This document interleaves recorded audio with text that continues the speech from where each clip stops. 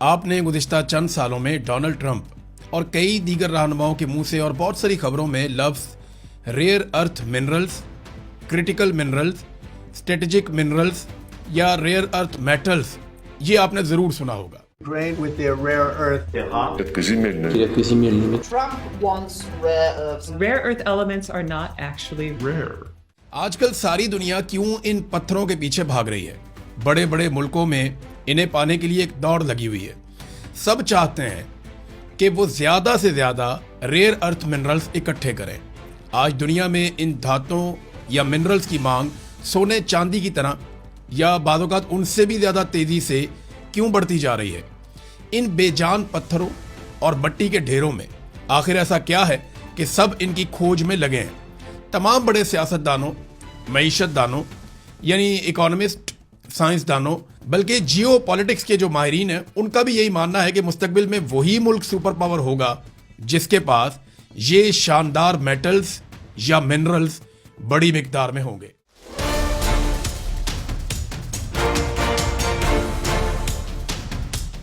उन्नीस में स्वीडन के एक फौजी ऑफिसर ने कान में से एक पत्थर ढूंढा और उस पत्थर ने सारा कुछ बदल कर रख दिया। ऐसा क्यों है? ये मेटल्स या मिनरल्स क्या हैं, कहां से निकलते हैं, किस काम आते हैं और फिलहाल इन पर किसका कब्जा है, ये सब हम जानेंगे आज के इस स्पेशल वीलॉग में। अस्सलाम वालेकुम नाज़रीन, आप देख रहे हैं YouTube चैनल और मैं हूं Imran Riaz Khan. Rare earth minerals या मेटल्स दरअसल ऐसी 17 धातें हैं जिनके बारे में दुनिया को माजी में कुछ ज्यादा मालूम नहीं था। ये 17 कीमियाई अनासिर का एक ग्रुप है जिन्हें लेंथिनाइडर्स भी कहा जाता है। इनमें सबसे अहम अनासर न्यूडियम, डिस्प्रोसियम, टेरियम और येट्रियम है। रेयर अर्थ है ना अजीब नाम। रेयर अर्थ मिनरल्स इब्तदाई हालत में आम पत्थरों या मट्टी जैसे ही नजर आते हैं। इनका रंग ज्यादातर भूरा, स्याह भूरा, सुरमई या सुर्खी माइल भूरा होता है। चमकदार नहीं होते बल्कि बेरौनक और आम सी मट्टी या पत्थर की तरह दिखाई देते हैं। इनको देखकर आम आदमी को कभी ये अंदाजा नहीं हो सकता कि ये इतना कीमती और अहम मवाद है। इनको पहचानने के लिए खास किस्म की टेस्टिंग और केमिकल तज्जिया करना पड़ता है।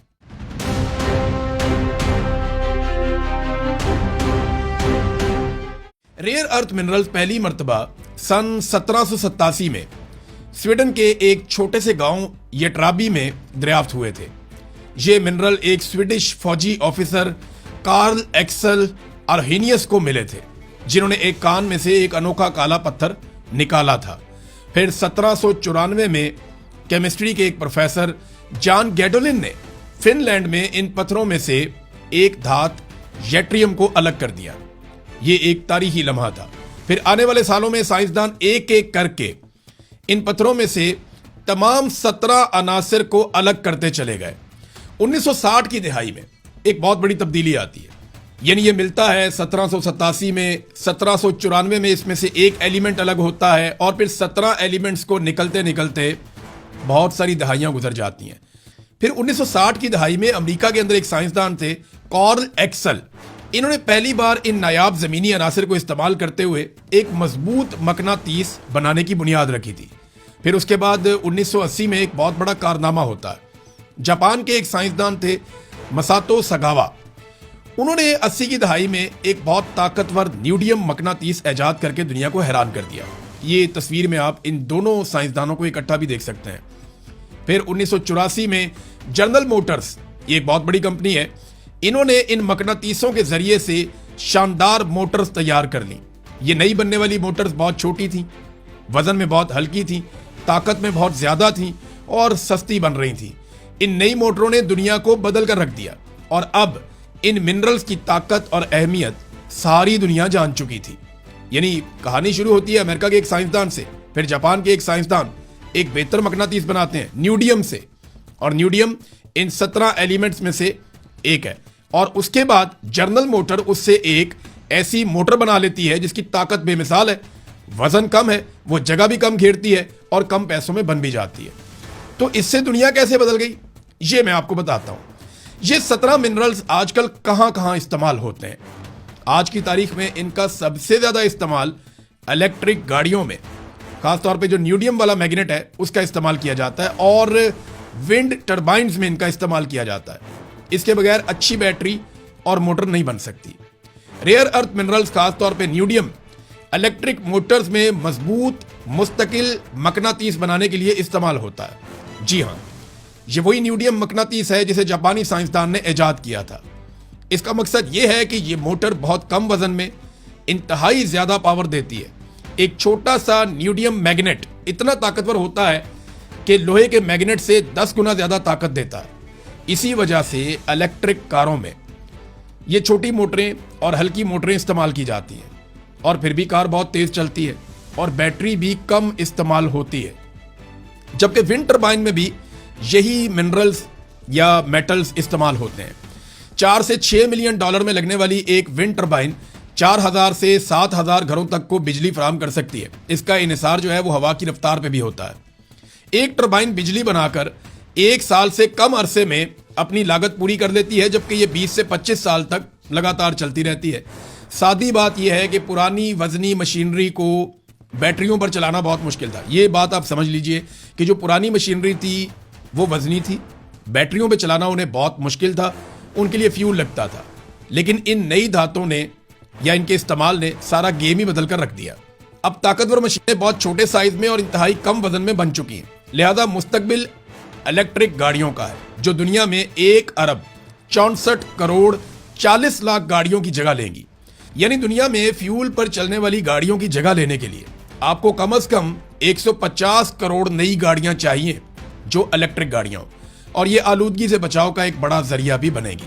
अब यही तो मुकाबला है कि ये नई गाड़ियां कौन बनाएगा और अरबों खरबों डॉलर्स का मुनाफा कौन कमाएगा। वही बनाएगा जिसके पास ये रेयर अर्थ मिनरल्स होंगे। अब एक गाड़ी को बनाने के लिए एवरेज 5 से 10 किलो तक रेयर अर्थ मिनरल्स लगते हैं। दूसरा बहुत बड़ा इस्तेमाल इसका होता है डिफेंस के अंदर। ये मिसाइलों में इस्तेमाल होते हैं, जेट तैयारों में इस्तेमाल होते हैं, जंगी बहरी जहाज़ों में, आबदोजों में, रेडार के सिस्टम में इस्तेमाल होते हैं, और जदीद हथियारों में ये बहुत बड़े पैमाने पर इस्तेमाल हो रहे हैं। हत्ता कि सैटेलाइट और खला में जाने वाली मशीनरी में भी यही मिनरल्स बहुत बड़ी मिकदार में इस्तेमाल होते हैं। जदीद रॉकेट्स और सैटेलाइट्स में इनके बगैर दुरुस्त कंट्रोल और हाई परफॉर्मेंस मुमकिन ही नहीं है। सिर्फ एक जो अमेरिका का बड़ा शानदार तैयारा है, उनका एक स्टेल्थ फाइटर जेट है F-35, इसके अंदर 417 किलोग्राम तक रेयर अर्थ मिनरल इस्तेमाल होता है, जबकि कई हथियारों में ये मिनरल्स इससे भी ज़्यादा मिकदार में इस्तेमाल होते हैं। जैसे कि आप ये तस्वीर देख लें कि आबदोज में और लड़ाका बहरी जहाज़ में इस्तेमाल होने वाले मिनरल्स की मिकदार फाइटर जेट में इस्तेमाल होने वाले मिनरल से कई गुना ज़्यादा है। अच्छा, इसका एक तीसरा इस्तेमाल भी बड़ा इंपॉर्टेंट है, वो है smartphones, computers, hard drives, medical आलात। जैसे कि MIR मशीनों में ये इस्तेमाल होते हैं रेयर अर्थ मिनरल्स। कैंसर के इलाज में लॉथिडियम 177 और एथरियम 90 नामी रेयर अर्थ अनासर इस्तेमाल किए जाते हैं। ये खास तौर पर कैंसर के खुलियों को टारगेट करते हैं और सेहतमंद खुलियों को नुकसान नहीं पहुंचाते, उन्हें तबाह करने से बचते हैं। तो ये कैंसर का एक जदीद और निस्बतन कम नुकसान करने वाला इलाज भी है। रोबोटिक्स की जो आपकी टेक्नोलॉजी है, मुस्तकबिल में आपको पता है बहुत सारे रोबोट्स बनेंगे, बहुत सारी खुदकार मशीनें बनेगी, वो खुद से काम करेंगी, ह्यूमन एफर्ट बहुत कम हो जाएगी, बहुत सारे ड्रोन बनेंगे। दुनिया के कई ममालिक में ड्रोन जाते हैं और वो होम डिलीवरी भी करके आते हैं आजकल। ये भी एक नई चीज चल रही है। तो इस टेक्नोलॉजी में भी ये मिनरल्स रीढ़ की हड्डी की तरह इस्तेमाल होते हैं। आजकल बेशुमार चीजों में इनका इस्तेमाल बढ़ गया है। हमारे आसपास आप देखें तो बहुत सारे रेयर अर्थ मिनरल्स आप तक पहुंच चुके हैं और इनकी मिकदार लगातार बढ़ती जा रही है। अगर आप में से किसी के पास वो एयरपॉड्स हैं जो आईफोन के होते हैं, तो आप उनका ढक्कन बंद करें तो आपको क्लिक की आवाज आती है। तो उसके अंदर जो मैग्नेट इस्तेमाल होता है वो भी रेयर अर्थ मिनरल से बनता है। और भी बहुत सारी मिसाल, आपके पास बहुत सारे रेयर अर्थ मिनरल्स आपके आसपास फैले हुए हैं, आप सबको पहचानते नहीं है, लेकिन उनकी मांग बढ़ती चली जा रही है। अब इतना सारा कुछ सुनने के बाद आप ये तो समझ गए होंगे कि जदीद दुनिया में गाड़ियां हो, जहाज हो, डिजिटल टेक्नोलॉजी हो, दिफा का मैदान हो या आलमी तजारत, आगे वही निकलेगा जिसके पास ये मिनरल्स होंगे। अब इसी की दौड़ लगी हुई है। सबके सब इन मिनरल्स को ज्यादा से ज्यादा हासिल करना चाहते हैं, मगर ये हैं कहां पे, दुनिया में इसके जो टोटल ज़खायर हैं वो लगभग 92 मिलियन टन के हैं जो अब तक पता चले। तो इसकी तफसील कुछ यूं है कि चीन में कुदरत ने उन्हें बहुत बड़ा तोहफा दिया है। 44 मिलियन टन दुनिया का सबसे बड़ा जखीरा चीन में है। ब्राजील में 21 मिलियन टन, भारत में 6.9 मिलियन टन, ऑस्ट्रेलिया में 5.3 मिलियन टन, रूस में 3.8 मिलियन टन, वियतनाम में 5.3 मिलियन टन, अमेरिका में 1.9 million ton, Tanzania, South Africa, Canada, Thailand, Myanmar, Malaysia, Nigeria और कई ममालिक के पास जो है वो इसके थोड़े बहुत ज़खायर मौजूद हैं। आप ये दुनिया का नक्शा देख लें, इसमें ये मेंशन किया हुआ है जहाँ जहाँ पे ये ज़खायर मौजूद है। कहीं पे बहुत थोड़े, कहीं पे बहुत ज़्यादा। ग्रीनलैंड में भी ये ज़खायर बहुत बड़े पैमाने पर मौजूद हैं। किसी मुल्क के पास ये रेयर अर्थ मिनरल्स होना कोई बहुत बड़ी बात नहीं है। असल बात यह है कि कौन कितनी बड़ी मिकदार में ये मिनरल्स निकाल कर इन्हें कारामद धातों में बदल सकता है, यह है असल बात। इन मिनरल्स की कम मिकदार की वजह से इन्हें रेयर अर्थ मिनरल्स नहीं कहा जाता, ये बहुत बड़ी मिकदार में पड़े हुए हैं, बल्कि इनकी पैदावार जो है वो बहुत कम होती है और उसकी वजह से उन्हें रेयर अर्थ मिनरल्स या क्रिटिकल मिनरल्स का नाम दिया गया है। इसकी वजह क्या है ये जरा आपको समझना पड़ेगा। ये मिनरल्स या मेटल्स जितने करामद हैं उन्हें निकालना और तैयार करना उससे कई ज्यादा मुश्किल और खतरनाक काम है। देखिए, ये मिनरल जब जमीन या पहाड़ में मिलते हैं तो कुछ ऐसी शक्ल में होते हैं। ये शक्ल आप इसकी देख लें। इन्हें सबसे पहले पत्थर और मिट्टी की शक्ल में निकाला जाता है। इसके बाद इसे कुचल के इसका एक पाउडर बना लिया जाता है। फिर इस पाउडर में मिट्टी, रेत या पत्थर मिक्स होता है। फिर केमिकल्स के जरिए से इस पाउडर से मुख्तलिफ रेयर अर्थ के जो अनासिर हैं या मिनरल्स हैं उनको अलग अलग किया जाता है। अब ये बहुत चूरे की शक्ल में होते हैं। याद रहे कि ये 17 के 17 जो अनासिर हैं ये इकट्ठे ही मिलते हैं हमेशा। यानी ऐसा नहीं है कि इनमें से एक आप कहीं से लें, दूसरा कहीं से, तीसरा कहीं से, नहीं, ये आपको 17 के 17 इकट्ठे ही मिलते हैं, एक ही जगह पे मिलते हैं। हाँ, ये जरूर होता है किसी जगह पे इनमें से किसी एक की मिकदार ज्यादा होती है, कहीं पे न्यूडियम ज्यादा होगा, कहीं पे येट्रियम ज्यादा होगा, कहीं पे कोई और ज्यादा होगा, तो इनकी मिकदार में फर्क हो सकता है, लेकिन ये 17 के 17 मिलते इकट्ठे ही है। इन्हें अलग करने के लिए बहुत से कीमियाई मरहलों से इनको गुजारना पड़ता है। आखिर में इन अनासर को इंतहाई ज्यादा दर्जा हरारत पर पिघलाकर धात की शक्ल में तब्दील कर दिया जाता है। यानी पाउडर से धात बनाने का अमल बहुत ज्यादा मुश्किल और महंगा होता है। अब ये बात यहां खत्म नहीं ना हो जाती। देखें, मुश्किल काम है तो कर लिया ना, लेकिन इसकी एक बहुत बड़ी कीमत है जो इंसानों को अदा करनी पड़ती है। असल कहानी अभी बाकी है। रेयर अर्थ मिनरल्स, इनके साथ अक्सर थ्योरियम और यूरेनियम होती है। यानी ये जहां पे भी मिलते हैं इनके साथ थ्योरियम और यूरेनियम आपको जरूर मिलती है। जी हां, जिससे एटम बम बनता है। जब कीमियाई अमल से इन अनासर को अलग अलग किया जाता है तो इनसे खौफनाक किस्म की ताबकारी फैलती है। यानी थ्योरियम और यूरेनियम से ताबकारी निकलती है और फिर ये हजारों साल तक खतरे के तौर पे फिजा में मौजूद रहती है। इसके अलावा बहुत बड़ी मिकदार में तेजाबी पानी, अमोनिया, सल्फ्यूरिक एसिड और दीगर जहरीले केमिकल्स का फुजला भी निकलता है जो मिट्टी और पानी को कई नस्लों तक जहरीला बना देता है। चीन के कई इलाकों में इसी वजह से पानी और मिट्टी बिल्कुल खराब हो चुके हैं। सबसे मशहूर मिसाल चीन में जहां सबसे ज्यादा ये निकलता है रेयर अर्थ मिनरल, वो अंदरूनी मंगोलिया का उनका एक इलाका है, बयान ओबू, वहां से निकलता है। वहां दहाइयों की कानकुनी की वजह से आसपास का पानी और मिट्टी वो बिल्कुल जहरीले हो चुके हैं। लोगों में कैंसर, जिल्द की बीमारियां और पैदाइशी नुकाइस बहुत ज्यादा बढ़ते चले जा रहे हैं। इसी तरह मलेशिया में भी एक रेयर अर्थ प्रोसेसिंग प्लांट लगने के बाद मकामी लोगों ने ताबकारी की वजह से बहुत शदीद एहतजाज किया था क्योंकि वो मुतासिर हो रहे थे और फिर वो प्लांट बंद करना पड़ा था।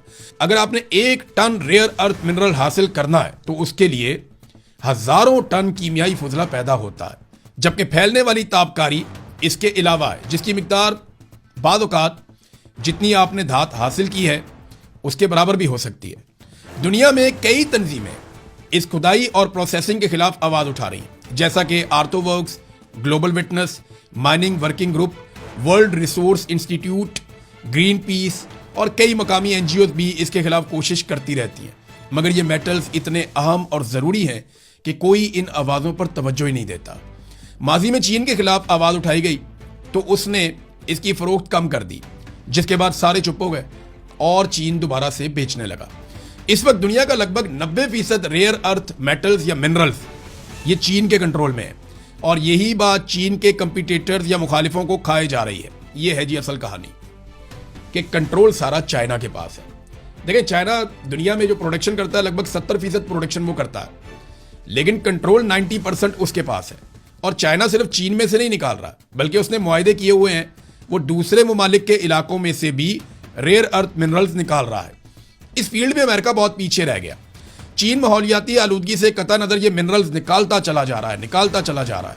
चीन इसका 35% दुनिया को बेचता है, जबकि 65% अपनी सनतों में इस्तेमाल करता है, यानी कोई मुकाबिल नहीं दूर दूर तक। हाँ, इसके बारे में आपको 2 मजीद बातें जरूर जान लेनी चाहिए। नंबर 1, जितने रेयर अर्थ मिनरल्स जमीन के ऊपर है ना, इससे कहीं ज्यादा समंदर के अंदर है, और उन्हें निकालने में इंसानों को जो खतरा है वो जमीन की निस्बत कम है, मगर आबी हयात को उसमें काफी तबाही हो जाएगी। नंबर 2, इस वक्त साइंसदान लगातार ये कोशिश कर रहे हैं कि इन मिनरल्स को एक दूसरे से अलग करने और करामत बनाने के लिए कुछ ऐसे नए तरीके ढूंढे जाएं और ईजाद किए जाएं जिनसे माहौल को कम से कम नुकसान पहुंचे। अच्छा, आप सबके जहन में एक सवाल आ रहा होगा, ये मेरे जहन में भी था, कि पाकिस्तान के पास ये मिनरल्स कितने हैं। तो माजी में मुझे भी लगता था कि शायद ये मिनरल्स हमारे पास बहुत बड़ी मिकदार में हो सकते हैं, मगर ऐसा नहीं है। पाकिस्तान में इसके कोई बहुत बड़े ज़खायर दरियाफ्त नहीं हुए, और कहीं कुछ थोड़ा बहुत अगर है भी तो हम उसे निकालने की सलाहियत बिल्कुल नहीं रखते, और ये तमाम मालूमात अब तक दस्तयाब आलमी डाटा पर मबनी है। अब मुस्तकबिल में अगर किसी मुल्क को माशी और दिफाई नुक्ता नज़र से सुपर पावर बनना है या बरकरार रहना है, तो उसे ये मिनरल्स हर हाल में चाहिए और बड़ी मिकदार में चाहिए। अब चीन तो इसकी मार्केट पर मुकम्मल इजारादारी रखता है, तो अमेरिका क्या करेगा? अमेरिका दुनिया के कई ममालिक से ये मिनरल्स निकालने के मुआहदे कर रहा है, जैसा कि यूक्रेन से, रवांडा से, ऑस्ट्रेलिया से, कांगो से, कजाकिस्तान से और कई मुल्कों से। आज अमेरिका अपनी ज़रूरियात का एक बड़ा हिस्सा चीन से खरीदने पर मजबूर है, जबकि चीन हर साल लगभग 5 से 7 अरब डॉलर्स के क्रिटिकल मिनरल्स बेचता है। चीन के सबसे बड़े खरीदार ये ममालिक हैं: जापान, अमेरिका, जनूबी कोरिया, जर्मनी, नीदरलैंड, फ्रांस। यानी ये जो भी जदीद चीज़ें बनाते हैं, इनको ये मिनरल्स चाहिए और वो ये चीन से लेते हैं। अभी हाल ही में आपने देखा डोनाल्ड ट्रंप, उन्होंने चीन का दौरा किया, तो उनकी जानिब से एक अहम तरीन मामला जो चीन के साथ उठाया गया वो रेयर अर्थ मिनरल्स की फराहमी के हवाले से था, जिस पर फिलहाल कोई मुस्बत पेशरफ्त हुई है। मगर सवाल यह है कि अमेरिका कब तक चाइना पर इन्हिसार कर सकता है। आजकल आप ट्रंप के मुंह से बार बार ग्रीनलैंड के बारे में सुनते होंगे। A message tonight for the incredible people of Greenland. We strongly support your right to determine your own future, and if you choose, we welcome you into the United States of America. We need Greenland for national security and even international security, and we're working with everybody involved to try and get it. Donald Trump Greenland को इसलिए भी हासिल करना चाहते हैं कि वहां इन rare earth metals या मिनरल्स की काफी बड़ी मिकदार मौजूद है, और आबादी बहुत कम है, यानी सिर्फ 56,000 लोग वहां पे रहते हैं। और ये जजीरा नुमा मुल्क बरतानिया से 9 गुना बड़ा है। अगर अमेरिका यहां से सबको निकाल कर पूरा जजीरा खाली करवा ले, तो अमेरिका बड़ी आसानी से माहौलियाती आलूदगी और ताबकारी की परवाह किए बगैर बड़े पैमाने पर यह खजाना हासिल कर सकता है। और इसके लिए अमेरिकी बिजनेसमैन बेशुमार पैसा देने को तैयार बैठे हैं। मगर एक बात आपको याद रखनी पड़ेगी कि ग्रीनलैंड का ज्यादातर हिस्सा बर्फ से ढका हुआ है, जहां माइनिंग के लिए अलग ही चैलेंजेस मौजूद होंगे। माहिरीन का मानना है कि अगर सुपर पावर बनने की दौर में चीन कभी अमेरिका से आगे निकला, तो उसमें इन बेजान पत्थरों का बहुत बड़ा हाथ होगा। तो नादरीन, ये थी कहानी रेयर अर्थ मिनरल्स की या मेटल्स की या क्रिटिकल मिनरल्स की, जिनके बगैर अब जदीद दुनिया का तसव्वुर मुमकिन नहीं है। उम्मीद है आपको ये तमाम मालूमात पसंद आई होंगी। हम कोशिश करेंगे कि मालूमात से भरपूर ऐसी मजीद वीडियो भी आपके सामने लाते रहें। अब तक के लिए इतना ही। अपना ख्याल रखिएगा, अपने इस चैनल का भी। अल्लाह हाफिज़।